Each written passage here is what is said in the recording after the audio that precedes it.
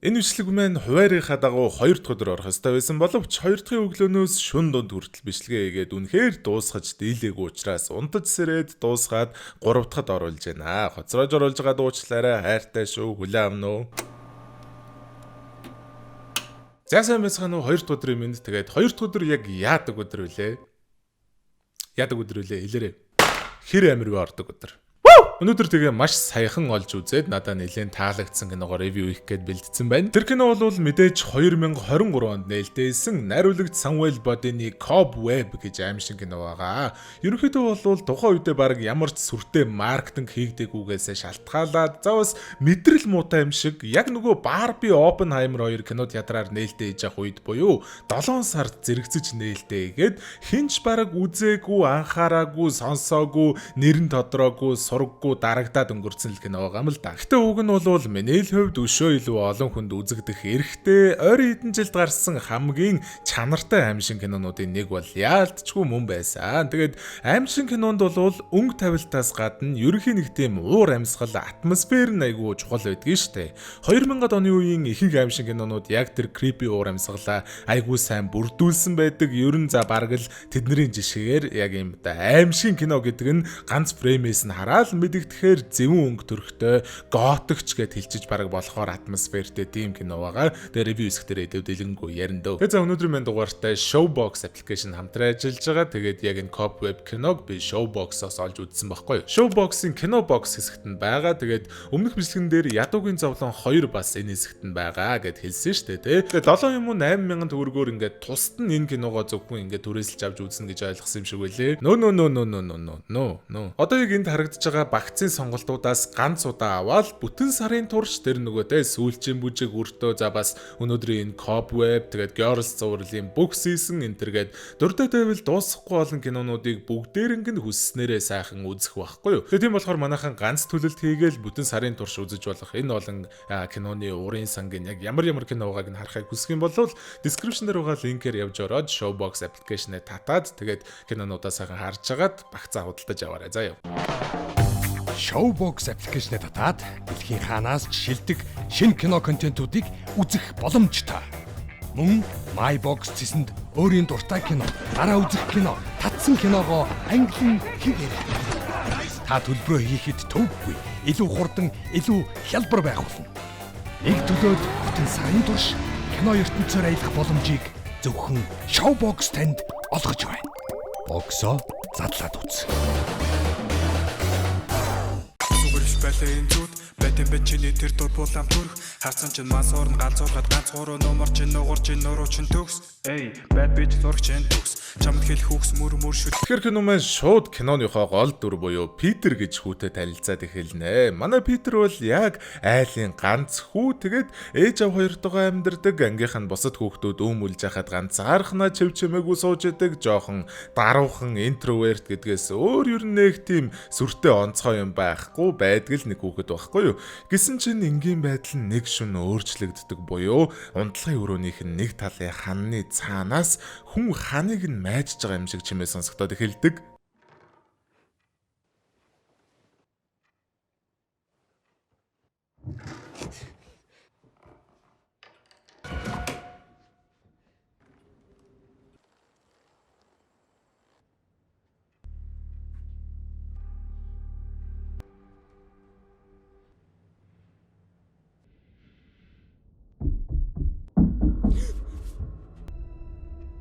Питер шууд л ээжтэй очиж сонссон юм а хэлэхэд ээж нь тэр ханыг нь тогшоод үзчихэл байгаа юм л да. Мэдээж ээжд нь юу ч сонсогдохгүй нь ойлгомжтой. Ээжиг нэрээ Карл гэдэг юм байна лээ. Карл Питерт шууд энэ угаасаа хуучин байшаа. Миний хүү юу ч дуурж магадгүй сайхан унтчих чинь битгий сэргээдэ гэж байгаа.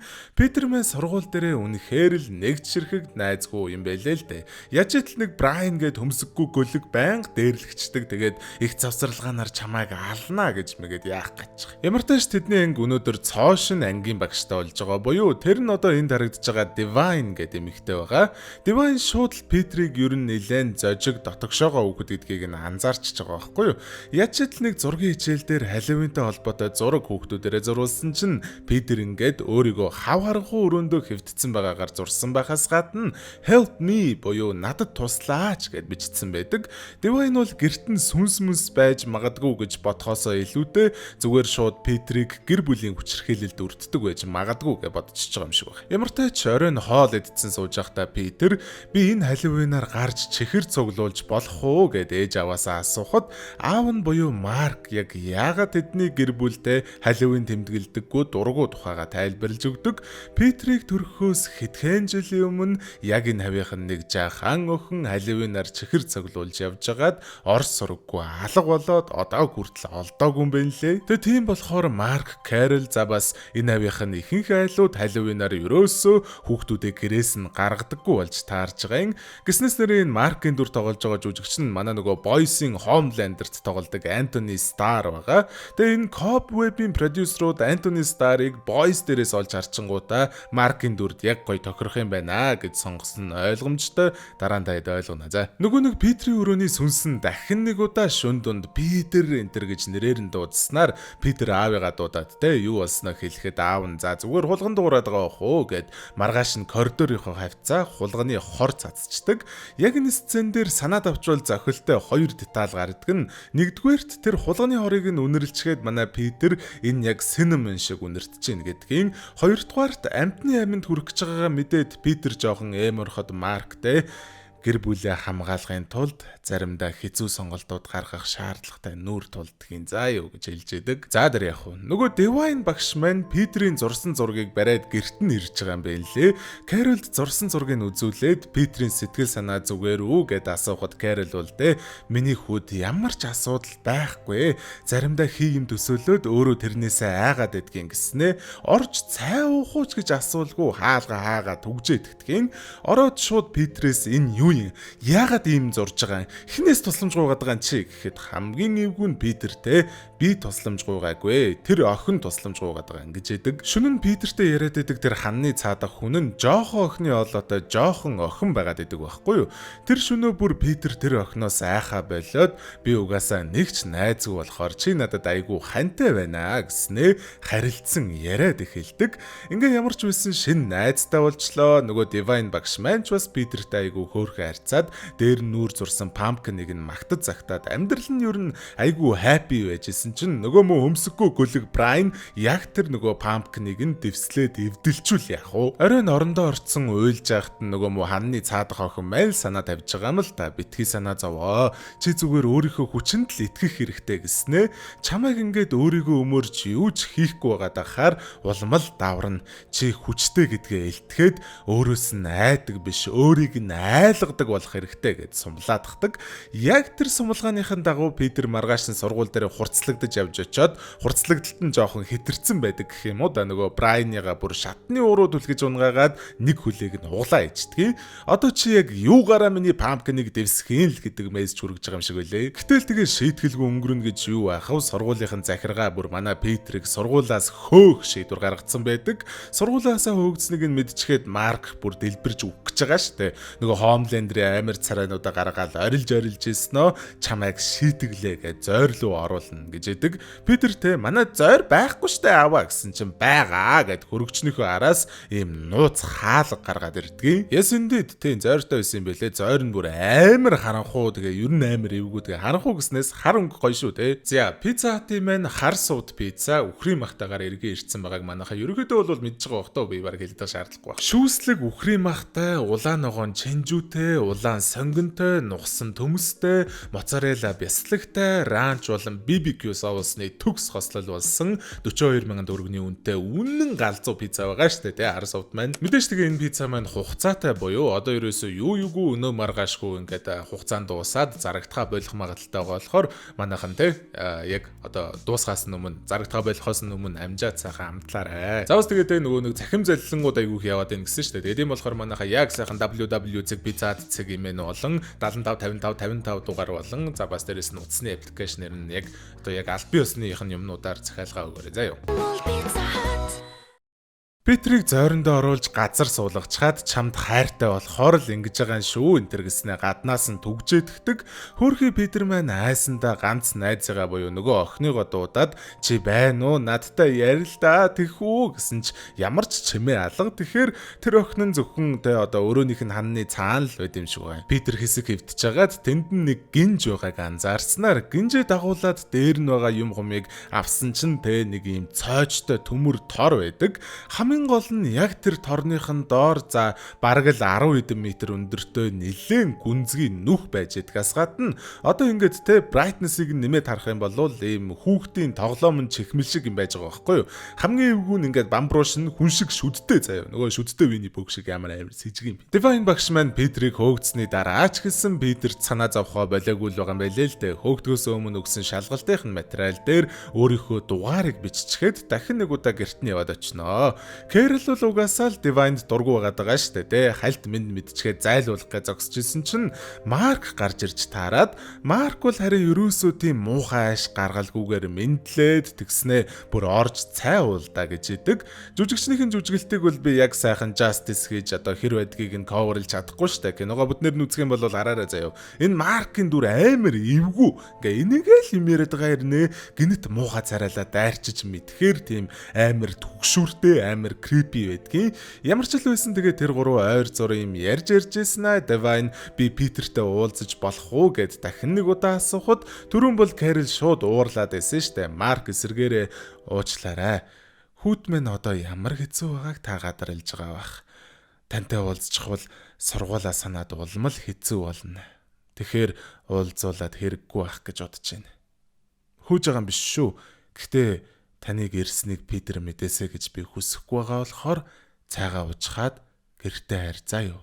За тэгээ Divine-ыг гаргахгаа явж явах үед Питер нөгөө хаалга дотроос нь нүдээд туслаарэ Divine багшаа энтер гэд орилсон ч Divine бас яг тогсож байгаа чимээнүүдийн сонссон болохоос биш одоо Питерийг орилж байгааг сонсоогүй юм байлээ. Гэтэ ямар ч л байсан буцаад орох гэсэн чинь Марк ингэж урд нь тулж зогсчоод манай угаалгын машин угаасаа ингэж чанга дугуурдаг юм аа гэд гаргаа явуулчихна. Гэтэ за яг хуу тэр өрөөнөө Кэрл Марк хоёр Питерийг зойрноос нь гаргадаг юм л та. Ус цасанд оруулаад тэгснээ ёстой яг жинхнээсээ айгу хөөрхөн харьцаад байдаг. Угаасаа сургуулаасаа хөөгдсөн болохоор одооноос эхлээд ээж нь Питерт хичээл зааж авах болно гэж хэлээ. Питер унтахаар өрөөндөө орсныхоо дараа шууд л нөгөө охинтойгоо ярихад нөгөө охин нь нэлээд чухал мэдээллүүд хэлнэ. За нэгдүгээрт энэ охин манай Питерийн төрсөн эгчин гэж өөрийгөө хэлж инлээ. Хоёрдугаарт болохоор ээж аав хоёр нь буюу Марк, Кэрл хоёр энэ охиныг энд нь ингэж түгжсэн байгаа юм. Гуравдугаарт энэ охин бүр Питерийг төрөхөөс өмнө ингэж түгжигдээд Питерийг том болохыг хүлээж исэн гэж хэлээ. Дөрөвдүгээрт яг яагаад том болохыг нь хүлээж исэн гэхээр эндээс нь гаргаж чадах цорын ганц гарц буюу илүү унтлахын өрөөнийх нь хананд байрлах нэг жижигхэн түгжээтэй хаалгыг нь мангар том цаг халгалцсан байдгийн байлээ л дээ. Тэрийг нь Питер хөдөлгөж холдуулаад арийнх нь хаалганы түлхүүрийг ээжээсээ хулгай ээж авч тэгээд тэр хаалгыг нь онгойлгож ээж энэ охин чөлөөлөгдөх юм байлээ. За 5 дугаарт бол ойлгомжтой энэ охины хэлж байгаагаар бол Марк, Кэрл хоёр итгэж болохоор хүмүүс биш. Хугацаа алдаадлах юм бол Питерийг ч яг ингээд ханны гол түгжих магадлалтай чөтгөрлөг хүмүүс гэж хэлж байгаа юм. Тэгээ за эднэрийг нь Питер сонсож байгаад би чиний царайг хармаар байна. Чи зүгээр худлаа юм зохиож яриад намайг хуурж байгаа. Зүгээр сүнс байвал яах юм гэхэд наад хананд ч нэг нүх байгаа. Тэрүүгээр намайг хаар гэж хэдэг.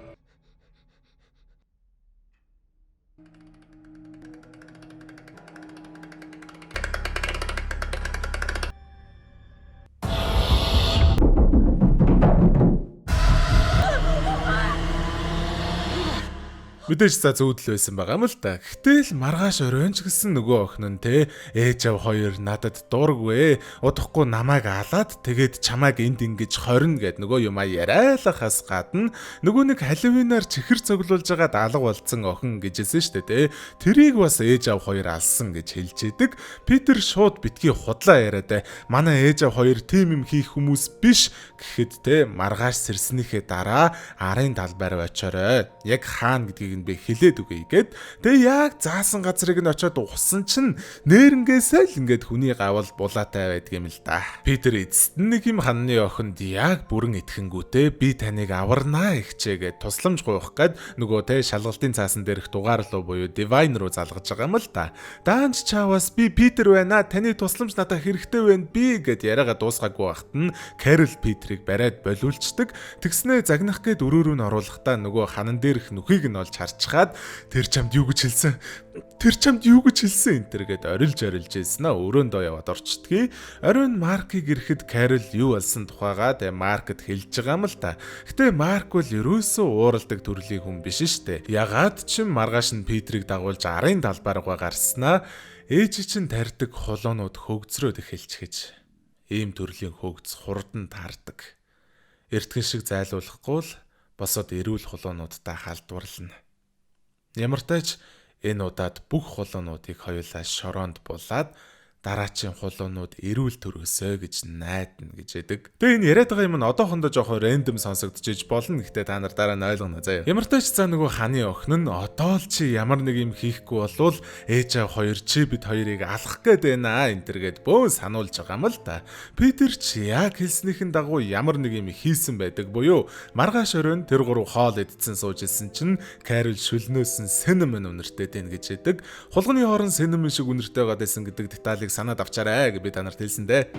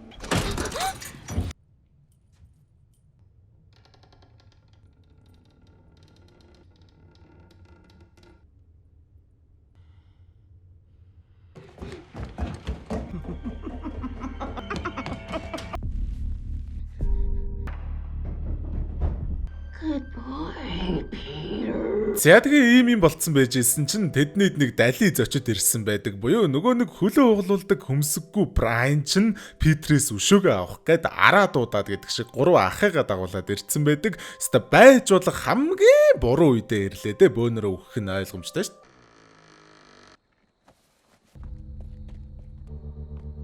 Hey, Peter!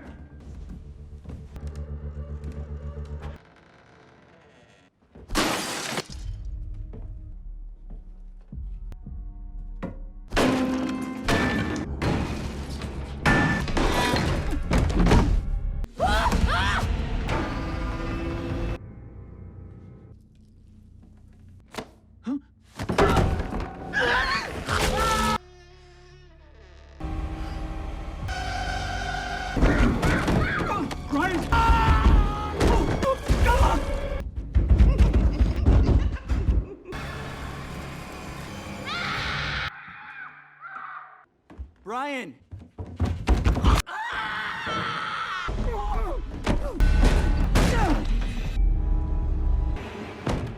За тэгээ ханны охин ингэж аллгаа дуусгачаад Питер дээр ирснээ. Чамайг төрөхөд ээж аав хоёр маш их баяртай байсан. Аахаар намайг төрөхөд тэд ойрлолдож аав надад дээрээ тортой нүх хийж өгсөн.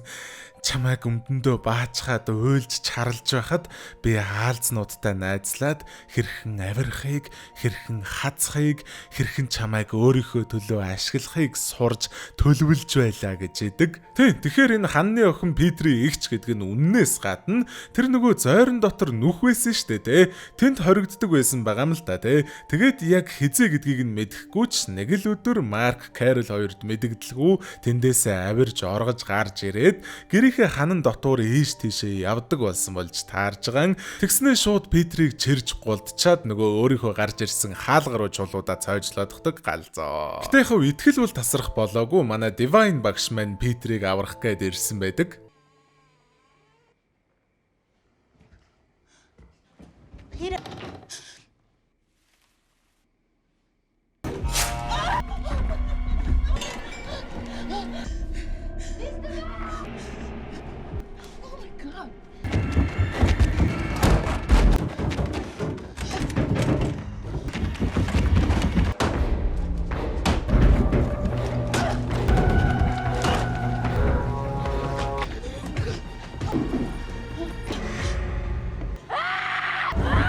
Зэдгээ Питер маань нөгөө ханы охины хоригддаг байсан газар доорх нүхэнд сэрх бөгөөд өнөөх шүдтэй чихэмлийн ард талыг нь харсан чинь Сара гэд бичсэн байлээ. Тэгэхээр манай тэ ханы охиныг маань Сара гэдэг байсан юм шиг байгаа. Удалгүй Сара өөрөө орж ирээд мануст гэгэн дүрээ харуулах бөгөөд за байж байгаараа яг энэ кинон өөрөө угаасаа амар харанхуй байгаад байгаа юм. Би газ одоо brightness-ийн жоохон нэмэтгий. Өөжээ юу вэ? Тэ хамгийн эвгүй Сара өөрөө хэлэхдээ би яг ийм царайтаагаараа төрсөн. Тэгээд ээж аав хоёр намайг голцсон гэж идэг. Гэхдээ нэрэл гэхдээ одоо бас тэ хүүхэд дөрүүлээ гэсэн чинь хүүхэд нь ийм царайтай гараад ирвэл бас эвгүй өстэй. Тэгээ ингээд царай гаруулсан байж хахад нь Divine багш эргээд ороод ирсэн байлээ.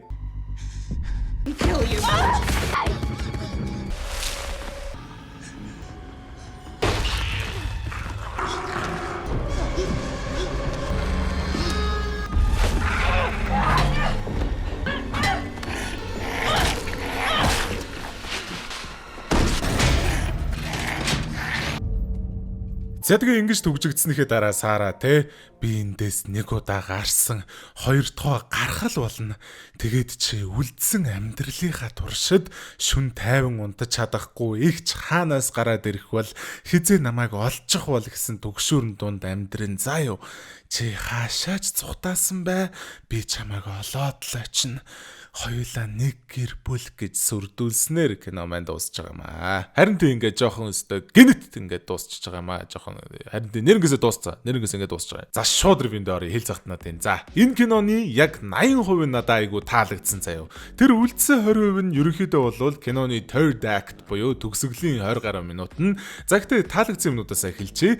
Бичлэгийн хэлэлт хэлсэн шүү дээ. Яг л нэг 2000-ад оны үеийн аим шин кинонууд шиг юм өнгө төрх уур амьсгал нь айгу зэвүүн байсан. Мэдээж тэрэн дээр киноны маань ерөнхий өнгө тавилт pacing буюу үйл явдал өрнөж байгаа хурд тэгээ киноны маань үйл явдал өрнөж байгаа газар буюу энэ Питрийн гэр нөлөөлж байгаа байхгүй юу. Production designer-ууд буюу зураачдын ажил айгүй сайн байгаа юм л та. Бараг л нэг тийм Coraline-ы надад өгчээсэн мэдрэмжтэй төстэй тийм айгүй зэвүүн юм gothic маягийн орчин байгаа даа байхгүй юу. I fucking loved it. Дээрээс нь за төгшөөр үүсгэлт нь бол үнэхээр сайн байсан санагдсан. Киноны эхний хагаст бол мэдээж за энэ ханны цаанаас чимээ гараад байна гэдэг элемент нь төгшөөр үүсгэж хагаад сүүлдээ за бас Питертэй ярилцаж эхлээд Питер жоохон айхаа болоод нэг төгшөөр үүсгэхээ болоод эхэлсэн чинь манай Марк Карл хоёрын дүр бүр амар төгшөөртэй болоод эхэлчихэж байгаа юм.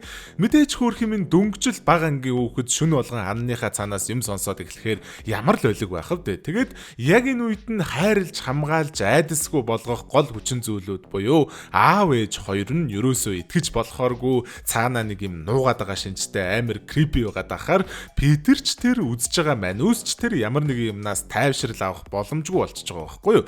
Кэрлийн дүр угаасаа цаанаа юм нуугаад байгаа нь ойлгомжтой. Тэгээд үе үе тесэрч дэлбэрч гээд нэг тийм сэтгэл зүйн үед тогтвортой биш гэдэг нь айгүй эвгүй. Харин Марк болохоор мөн адил цаанаа нэг юм нуугаад байгаа нь ойлгомжтой ч гэсэн Каролоос шал эсрэг буюу айгүй тийм тогтвортой баргийн юмд нам балдахгүй. Тархин айгүй сайн ажилдаг яг л өөрийнхөө төлөө бүх зүйлийг өөрийнхөө төлөө эргүүл чадахгүй юм шиг нэг тийм байгаад байгаа нь айгүй цаана юм эвгүй. Тэгээ мэдээж Антони Стар бол ийм айдас төрүүлэхүү зэвгүй чөтгөрлөг дүрийг ямар амар сайн бүтээдэг вэ гэдгээ Homeland-аараа хангалттай харуулсан шүү дээ. Тэгээ энэ Cobweb дээр бол өстой яг тэр эвгүй аавраа нь яг адилхан төвшөнд айгүй сайн байсан юм шиг санагдсан. Тэр хамны цаанаас юм дуграад байгаа тэрнтэй зэрэгцээд аав ээж хоёр нь итгэж болохооргүй хүмүүс байгаа гэд бүхэл юмнууд нь айгүй зөвүүн тийм нууцлаг тухгүй мэдрэмж төрүүлж чадчихснаас гадна ханы охин тэ шууд нөгөө ээж аав хоёрыг намайг энд төгжсөн. Би ихч чинь энтергээ тиймэрхүү юмнууд яриад эхлэнгүүт нэг бол энэ зүгээр гертэн шүглдсэн сүнс тэгээд Питрийг ашиглаж манипулейт хийж хагаад ээж аавыг нь алуулах гээд байгаа. Эсвэл үнэхээр л яг төгжигдчихэд гарч чадахгүй байгаа Питрийн игч гээд хоёр сонголтон дээр авчирчж байгаа юм. Үзэгчид яг аль нь гэдгийг нь мэдэхгүй алинд нь 100% итгэлтэй болж амжаагүй байжэд л хаалгыг нь онгоолгоод сулалснаар тэр гарч ирэхгүй хэсэг чив чимээгүй байжгаад Питертэй яриад байсан нөгөө жоохон охины хоолой биш том болцсон эмэгтэй хүний хоолой сонсогдоод эхэлдэг хэсэг бол энэ киноны яг хамгийн амар төгшүүртэй сцен байсан. Миний хувьд бол за тэгэл энээс хоошоогоо жоохон энэ хүртэлх хөдөлж авсан төгшүүр сайн юмнуудаа жоохон сүрүүлсэн юмнууд айгүй их байсан санагдаж байгаа юм. Ер нь бол өстой яг түрүү 7 хоногт хэр амар вэгээр онцолсон Madborn-тай төстэй асуудал байгаад байгаа боيو. Кино маань энэ хүртэл өстой яг тийм зөвүүн амьдралтай ойрхон ер нь айгүй юм эвгүй нууцлаг creepy элементүүд амар айтахнаар амар зөвүүнээр удаанаар уусгаж киноныхоо ертөнцид үзэгчдийг автуулсан явж ийснэ. Гэнэт нөгөө те ашинг гарч ирээд хурууга янз бүрийн болгосноо сүнснүүдтэй байлдаад эхэлдэг шиг те нөгөө их чин гарч ирснэ. Амар сонио харийн үн шиг юр босын хүчээр нөгөө хөмсөггүй Брайны ах нарыг алаад эхэлж байгаа юм. Алж байгаа сценүүд нь гол нь надаа айгүй юм goofy нэг юм comedy киноны сценүүд шиг юм шиг баг нэг айгүй ер нь нэг биш санагдсан байхгүй юу? Ячид тэгээ бүр арай дэндүү харанхуй байсан энэ сүлийн гэсэн бүр ингээ юу ч харагдахгүй заяо. Ингээ киноныхоо brightness-ыг өсгөжж зарим юм дээр одоо яг юу байгааг харж байгаа бүр арай дэндүү харанхуй байсан. Тэр нь жоохон нүдэнд амар тухгүй. Завсаа сүүлд нь киноны маань хамгийн том логикийн алдаа буюу plot hole энд гарч ирж байгаа байхгүй юу? Энэ Сара ч бүр амар хүчтэй байна шүү дээ. Бүхэл бүтэн хүний толгойг зүгээр нүцгэн гараараа хэрчээ тайчих хэмжээний хүчтэй. Тэгсэрнэ яг яагаад энэ Петрийн өрөөний нэмгэ ханыг цөмлөөд гараад ирж чадаагүй. Чавастай манай муу бага ангийн багш Divine хүртэл хэдхэн секундэд хэд цогоол ингээ бүр бүтэн цөмлөөд гсэн ан шүү дээ. Тэгээ энэ Сара угаасаа амар олон жил зойронд ганц удаа ч хооллуулгүй амьдарсан ирнэ. Ийм хүчтэй байгаад байна гэхээр угаасаа энгийн хүн биш нэг тийм чөтгөрлөг адгууслаг баг амьтан шиг амьд биет байгаад байгаа юм. Марк Кэрол хоёр Сарад ерөөсөө хоол өгдөггүйг нь яаж мэдж байгаа вэ гэхээр нөгөө нэг нүхнээсээ гарч ирснийг мэдээчгүй анзаараачгүй ээжсэн шүү дээ. Тэгэхээр бүр ерөөсөө хоол өгөх нь байтугай тэр нөхрүүгээ зүгэлдэгчгүй байгаа байхгүй юу? Тэгээ за ямар ч байсан Марк Кэрол хоёрын голоос энгийн биш нэг юм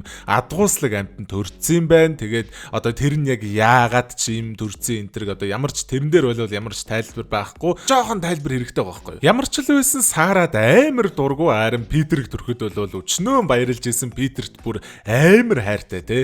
Тэгээд тэгсэн ирнэ тэр нөгөө шийтгэхдээ яг яагаад заавал энэ амар адгуусыг хорцсон байгаа тэр зойрлууга Питерийг оруулж суулгаж байгаа юм бол тий. Үнэхээр л хайртай юм бол тий. Энэ бол зүгээр яг логикийн алдаа байгаа байхгүй юу? Кино маань нэг юм creepy сцентэй болохын тулд Питер нэг юм сонин одоо тэр нүхийг олж хараа дотор нь нэг юм чихмэл харж иж байгаа нэг иймэрхүү төгшөр үүсгэж ийм амар сцен оруулахын тулд энэ нөгөө Кэрол Марк хоёр хизээч ийшээ оруулахгүй гэдэг логикоо зүгээр умартсан байгаа. Энүүгээр зогсчлгүй энэ сүүлийн 20 минут дээр өөр зөндөө тэнэг юмнууд байгаад байгаа. Энэ хөмсөггүй Брайны ах нар нь яг юу бодож ямар төлөвлөгөөтэй ирсэн нь айгүй сонирн байгаа байхгүй юу? Питерийг ганцаар байна гэж бол мдээгүй нь ойлгомжтой шүү дээ, тий. Ээж аавтай цуг алах гэжсэн юм уу? Одоо тэгээ тэнэг хүмүүс биш эргэтэн шууд одоо Марк Кэрол хоёр цагдаа дуудаал нэг дөрвөн бацааныг бариад өгчөд асуудалгүй шүү дээ. Кино маань угаасаа л яг энэ дөрвийг Сарагийн хохирогч болгоод кинонд нэг жоохон цус нүж нэмхийн тулд логикийг нь дахиад жоохон ингээ игнордоод оруулаад ирсэн байгаа байхгүй юу? Тэрнээс гадна энэ Divine гэж нэг ухаанд нь ухан шиг үгцэн хараа хөөрчин зүгээр цагдаа дуудчих болдгоо мó. Анх нөгөө гэрлүүн орж үзэхдээ Питрийн одоо нөгөө орилж тийжилж байгааг нь ерөнхийдөө сонссноос гадна угаасаа Марк Карол хоёр нэг юм эвтэйхэн хүмүүс биш байна гэдгийг нь ч мэдээд авцсан ирнэ. Ерөөсө цагдаа дуудаагүй байгаа байхгүй юу. За яг хуу энэ үед тэгээд яг юм 100% итгэлтэй биш байсан байж гэж бодоход те сүүлд нөгөө Питер залгахад бас цагдаа дуудаж болох байхгүй да. Ганцаараа тэнэг юм шиг ирэхийн оронд цагдаа дагуулад ирж болох байсан. Ганцаараа нөгөө гарцсан штэ амьд үлдээд нөгөө Сара Питерийг аваад ороход дахиад шал тэнэг юм шиг шууд цагдаа дуудах хэрэгтэй байхгүй да. Цагдаа дуудахгүй ингээ ганцаараа яваад орчиж байгаа байхгүй юу. Тэгээ за яг тэр төгсгөлийн нөгөө би чамайг хаашаач зугтсан дагаад явна гэдэг сцен уг нь бол үзэгчдийг тэгээд айлгаад одоо ийм арсан доогуур нь юм гүйлгэх зорилготой сцен байгаа юм шиг байгаа. Гүүхгүй байгаа юм л та. Угаасаа юугээл энд нь үлдээгээд явах вэ? Шууд цагдаа дуудаал өгч штэ. Эсвэл за зүгээр аимшин киноны цагдаа нар мал гэд итгэхгүй байгаа юм болвол дээрэс нь бензин асгаа шатаачхад юухан байсан тийм үстэй. Гар мараа гаргаа тавьдсан энэ одоо Divine тэр барьцсан явж исэн төмрөөрөө нэг хусгад 5 урууга алдсан штэ. Ерөнтэй өстэй яг ингээ Madborn шиг надаа эхлэл нь бол бүр нэлээд таалагдсан баг. Надаа айгу таалагдчихсэн. Тэгээд гисэн чинь тэр олон ингээ тэр урт хугацаа нэг амар гоё build up хийжсэн, амар гоё явж исэн зохиолоо ямар сонин дуусгач байл гэж бодсон. Ер нь бол яг Madborn-тай адилхан Madborn-д би 7 оноо өгчээсэн штэ. Тэгээд яг Madborn-тай адилхан энэ кинонд би 7 оноо өгч байна. За тэгээ хэр амар вэ цуврал маань одоо ингээ 3 дугаар явлаа. Тэгээ 3 дугаарыг ардаас ранкинг ингэж харагдаж байна. Тэгээд би яг Madborn-ы дээр тавьж байгаа шүү заяа. Cobweb надад арай илүү таалагдсан гэдэг утгаараа ингээд те одоогор бол ранк ингэж харагдаж байна. За тийм ээ тэгээ өнөөдөр минь бичлэг энэ дөрөв өндөрлж чинь тэгээд чадхаараа ер нь бол бас маш идэвхтэй байгаа. Нилээн өөрийгөө шахаж нойргоо сууж ажиллаж байгаа. Тэгээд өдөр минь бичлэг энэ дөрөв өндөрлж чинь хэдүүлээ дараачихаа бичлэгээр тунгуудахгүй уулзголохоор төвчээртэй сайхан сууж байгаарай. Хайртай шүү. За гамраа. Баяр зү өдөр. Унтлаа. Яг бүр нүдэн л та өглөө.